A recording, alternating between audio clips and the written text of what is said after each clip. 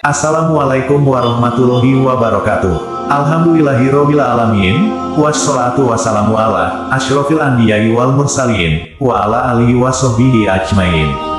Sahabat YM 28 yang dimuliakan Allah, ketahuilah, iman itu terkadang ada yang rendah dan ada yang tinggi, sehingga menunjukkan bahwa iman itu bisa bertambah dan bisa berkurang.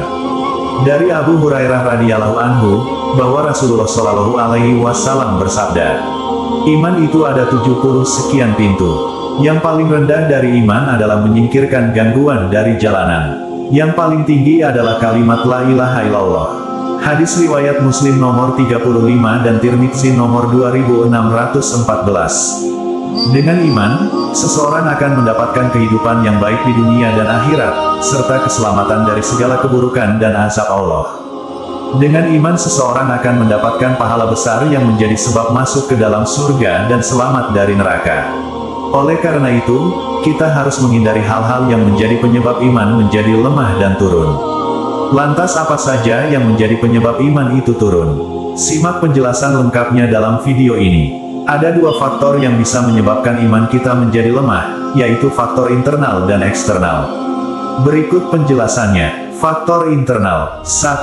Kebodohan. Kebodohan merupakan sebab terbesar berkurangnya iman, sebagaimana ilmu adalah sebab terbesar bertambahnya iman. Orang yang bodoh dan tak mau mempelajari agama Islam, maka susah akan menerima nasihat atau bahkan lebih cenderung membantah. Allah berfirman, dan sesungguhnya kami telah menjelaskan berulang-ulang kepada manusia dalam Al-Quran ini dengan bermacam-macam perumpamaan. Tetapi manusia adalah memang yang paling banyak membantah. Quran Surah Al-Kahfi ayat 54. Maka dari itu, kita harus membasmi kebodohan pada diri kita dengan menuntut ilmu, agar dapat memahami tanda-tanda kekuasaan Allah, sehingga mendapatkan derajat yang lebih tinggi. Allah berfirman, niscaya Allah akan meninggikan orang-orang yang beriman di antaramu, dan orang-orang yang diberi ilmu pengetahuan beberapa derajat. Quran Surah Al-Mujadilah ayat 11. 2. Kelalaian. Orang yang lalai dalam ketaatan menyebabkan dia lupa ingat kepada Allah, serta melupakan kematian yang pasti akan menimpanya. Mereka lebih mudah mengabaikan perintah Allah, namun justru lebih menyukai kemaksiatan.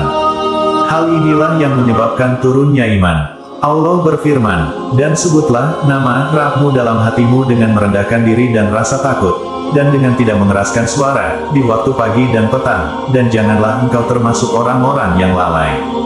Quran Surah Al-A'raf ayat 205. Selain itu, mereka mempunyai panca indera tapi tidak digunakan untuk memahami dan merenungkan tanda-tanda kekuasaan Allah. Allah berfirman, mereka memiliki hati, tetapi tidak dipergunakannya untuk memahami ayat-ayat Allah, dan mereka memiliki mata tetapi tidak dipergunakannya untuk melihat tanda-tanda kekuasaan Allah, dan mereka mempunyai telinga tetapi tidak dipergunakannya untuk mendengarkan ayat-ayat Allah. Quran Surah Al-A'raf ayat 179. 3. Bermaksiat kepada Allah dan jauh dari lingkungan iman. Kemaksiatan dan dosa sangat merugikan, dan memiliki pengaruh jelek terhadap iman. Sebagaimana pelaksanaan perintah Allah bisa menambah keimanan, demikian juga pelanggaran atas larangan Allah bisa mengurangi keimanan. Allah berfirman, dan janganlah kamu mendekati zina, sesungguhnya zina adalah suatu perbuatan yang keji, dan suatu jalan yang buruk. Dan janganlah kamu membunuh orang yang diharamkan Allah membunuhnya, kecuali dengan suatu alasan yang benar, dan barang siapa dibunuh secara zalim, maka sungguh kami telah memberi kekuasaan kepada walinya, tetapi jangan walinya melampaui batas dalam pembunuhan. Quran Surah Al-Isra ayat 32-33. 4. Hawa nafsu. Nafsu yang mengajak kepada keburukan, an-nafsu amarat bisu. Inilah nafsu yang ada pada manusia dan tercela. Nafsu ini mengajak kepada keburukan dan kebinasaan. Nafsu ini menyeret manusia kepada kemaksiatan dan kehancuran iman, sehingga wajib bagi kita berlindung kepada Allah Azza wa Jalla darinya dan berusaha bermuhasabah sebelum beramal dan setelahnya. Hal ini terkandung dalam Al-Quran yang artinya, aku tidak menyatakan diriku bebas dari kesalahan, karena sesungguhnya nafsu itu selalu mendorong kepada kejahatan, kecuali nafsu yang diberi rahmat oleh Tuhanku. Sesungguhnya Tuhanku Maha Pengampun lagi Maha Penyayang. Quran Surah Yusuf ayat 53. Sedangkan faktor eksternal diantaranya yaitu 1. Godaan setan. Iblis dan bala tentaranya yaitu setan merupakan musuh nyata bagi manusia, yang selalu menyerukan kesesatan dari berbagai arah dan cara, sehingga dapat mempengaruhi iman dan mengurangi kekokohannya.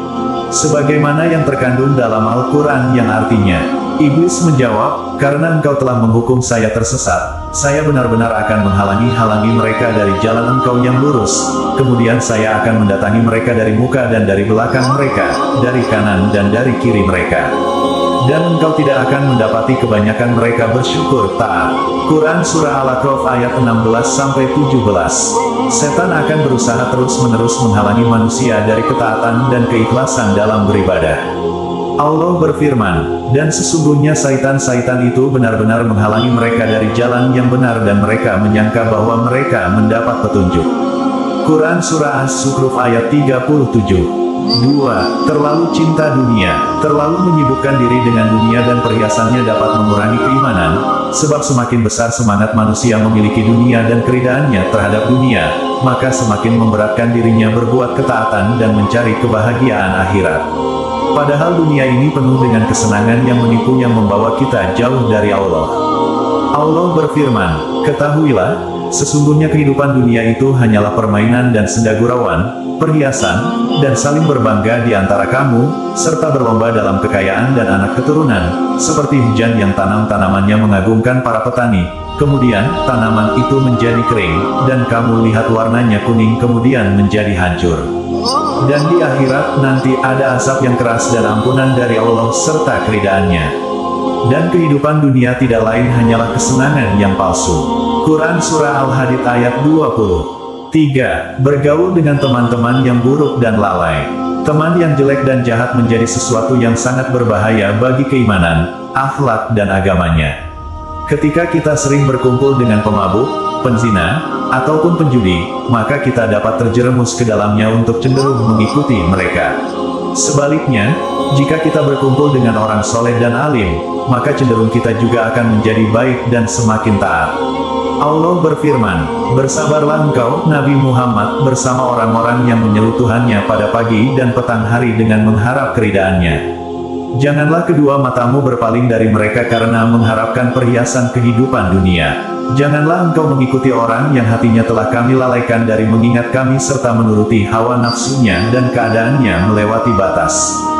Quran Surah Al-Kahfi ayat 28. Oleh karena itu, pandai-pandailah memilih teman bergaul. Sebagaimana disampaikan dalam hadis dari Abu Musa radhiyallahu anhu, Nabi Shallallahu alaihi wasallam bersabda, seseorang yang duduk berteman dengan orang solih dan orang yang jelek bagaikan berteman dengan pemilik minyak wangi dan pandai besi.